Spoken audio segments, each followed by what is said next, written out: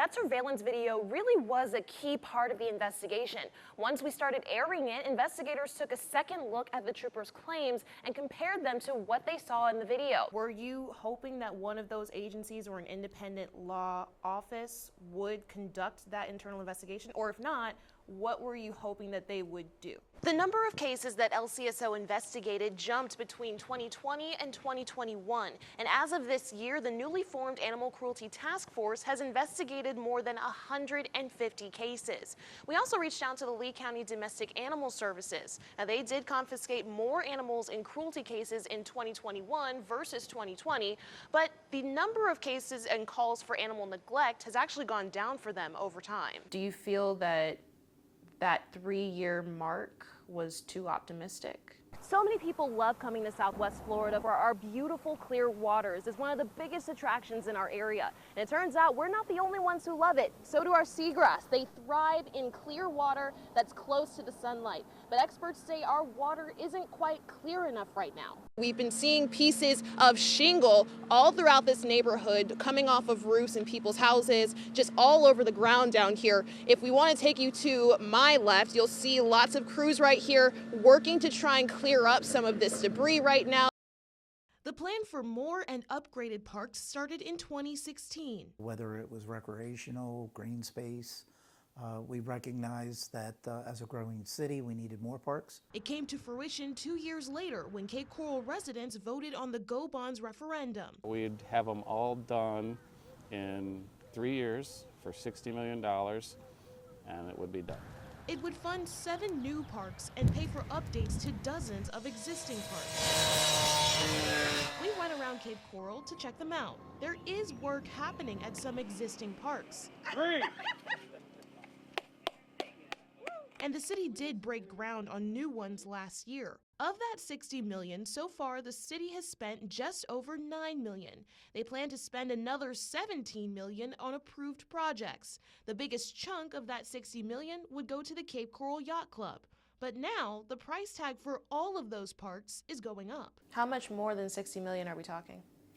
Well, we don't know exactly yet until we get all the permitting, but we recognize that it's probably going to be anywhere from the $10 to $15 million more than anticipated. It's not just money. When the referendum was initially passed, it was supposed to take about 3 to 5 years to get that work done. Right now we're in about year 4, and as you can see behind me, there has been some work done on the local parks, but the majority of what's yet to be done is still tied up in permits, and right now the city says that timing is kind of out of their hands. Of course, we have to have the permits in place before we can start construction. The city did hold public input meetings in 2019 about plans for the 7 neighborhood parks. Critics like Tom Shadrack argue that process held up progress. Let's go back and talk to the public, spend another year redesigning, rethinking what does the public really want. They've had some forums. So that took a year out of the schedule, in my view. Do you feel that 3-year mark was too optimistic? I thought the 3-year timeline was probably a little aggressive, but I thought the 5-year was close to being attainable. Mayor John Gunter says the permit issue is not the only factor. I think some of the things that we didn't surely plan on as a pandemic, I think that really played in to this process. Others say the work should have been done long before COVID-19 became an issue. If they'd have finished everything in 3 years like the plan was, none of that would have been impacted. Today, now it's impacted huge. We would have been out by 2020. We would have been done by 21. City leaders say they're working hard to get the parks done in time. City Council is currently deciding whether to take the Cape Coral Yacht Club out of the Go Bonds package and to use the entire $60 million on the remaining parks. When the permits are approved, they say they'll work quickly to start the remaining work. We are moving forward. We will get these projects completed in a timely manner. Reporting in Cape Coral for NBC2, I'm Ashley Graham.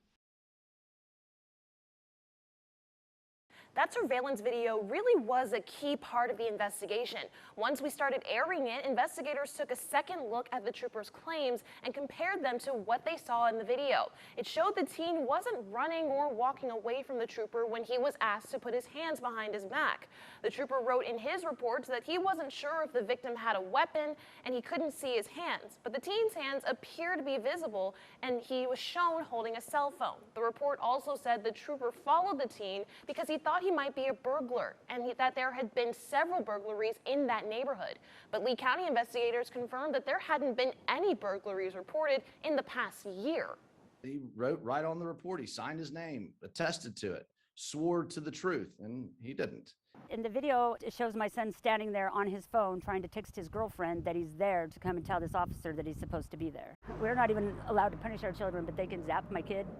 Well, that was the teen's mother last June speaking with us right after that video came to light. The state attorney's office dropped all charges against the teen, and FHP dismissed the trooper as of this week, but he is filing an appeal.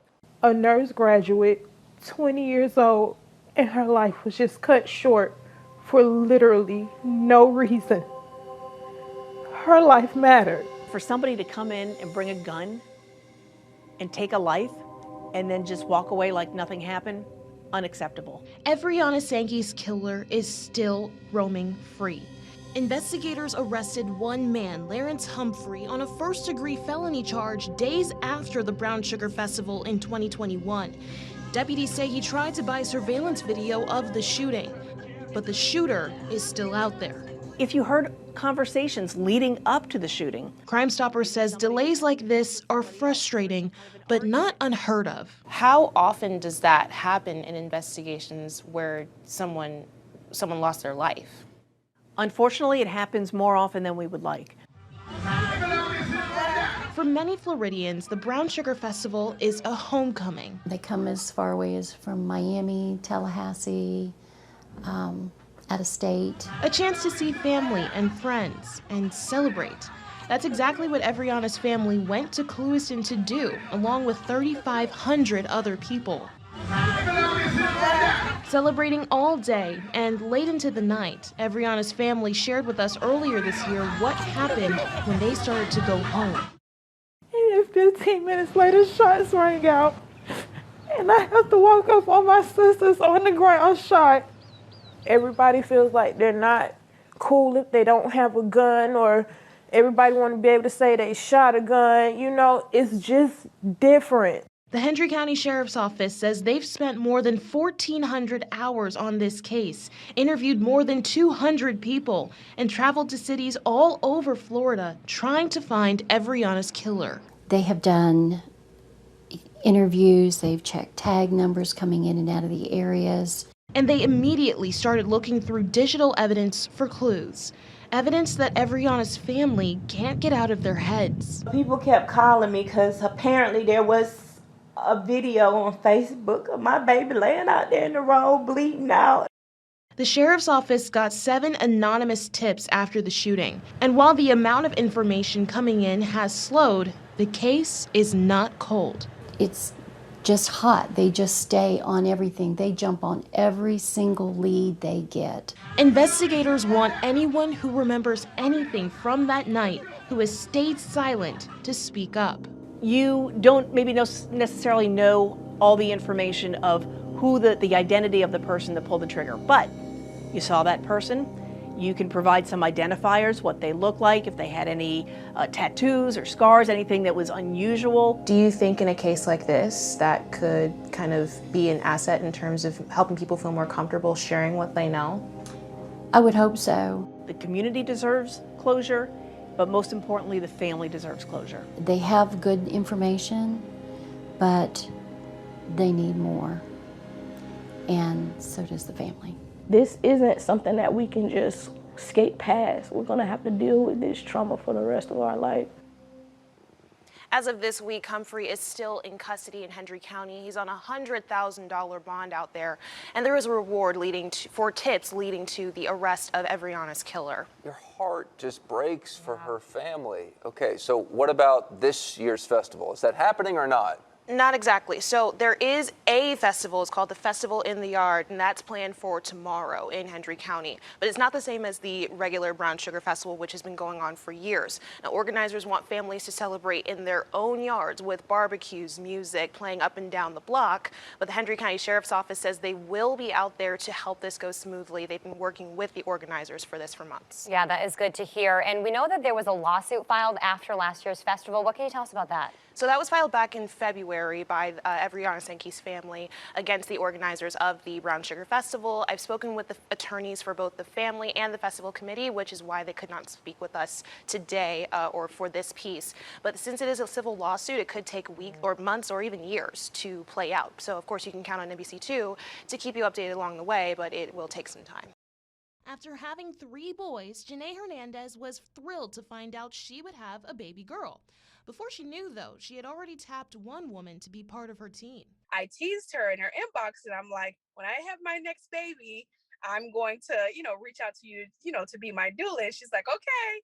And a few months later, I was like, okay, I'm actually pregnant and I need you to go through this journey with me. That's why it's so important to have. Her doula, Terry Mosley, knew firsthand what that journey could bring. A mom of 2 children herself, she says she could have used some extra support, especially during her second pregnancy. Yes, I had nurses, I had midwives, but I knew right then I just needed someone else, a little extra help. She started researching how to become a doula after having her second baby. It's a role that's becoming more popular with Black moms. It's emotional support. Having a doula there, you have someone there that understands the pain that you're going through, because a lot of it's pain management. Doulas work hand in hand with midwives and doctors to help deliver babies. The practice goes back centuries, even here in Fort Myers. So this is her house? That's her house.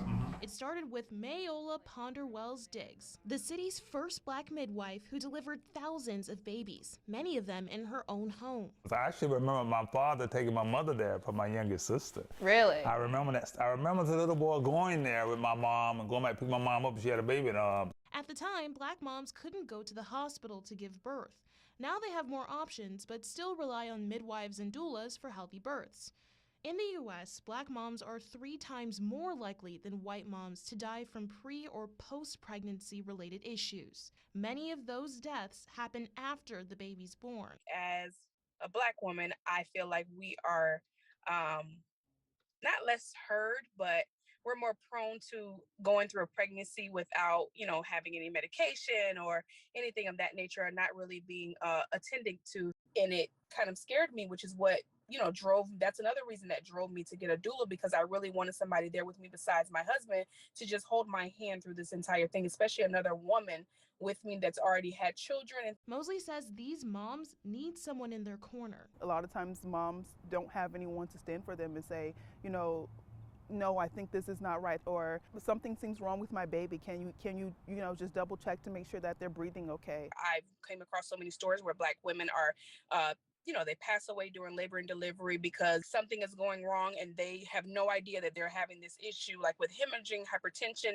They're not being advocated for in the hospitals. There's things that moms may ask for that sometimes gets looked over. Having that extra teammate can save lives, not just during birth, but after. Even after I had my baby, she came in, she made sure everything was good with my daughter, she held her, like she still watches her grow to this day. And it helps moms feel more safe and confident. And I would do it all over again just to have her. I think more women should have doulas because it made a huge difference. I could not stress that enough. There's got to be a factor there to make that less than what it is now, because that rate is just too high with the technology and the kind of health system we have in this country. A team that supports their health needs just as much as the babies. Sometimes we have to take off the shield. Sometimes we have to take off our Superwoman cape and say, okay, I need help.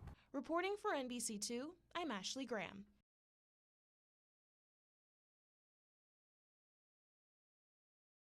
It's a crisis, and we can't ignore it.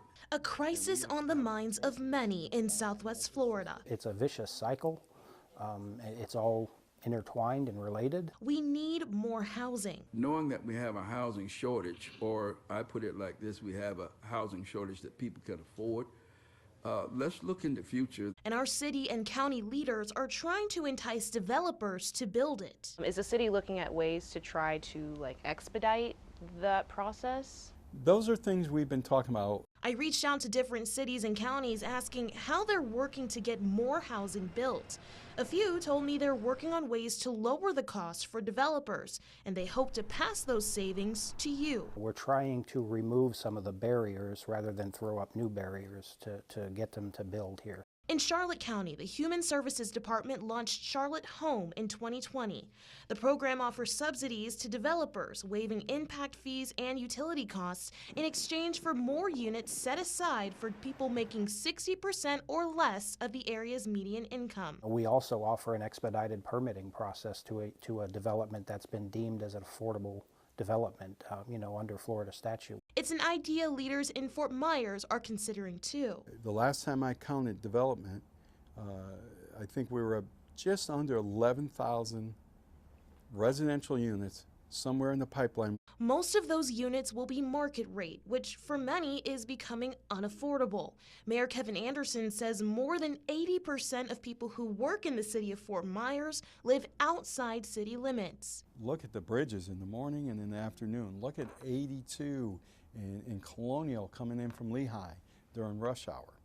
Look at 75. He wants to bring those workers back in as more units hit the market with prices that can fit their budgets.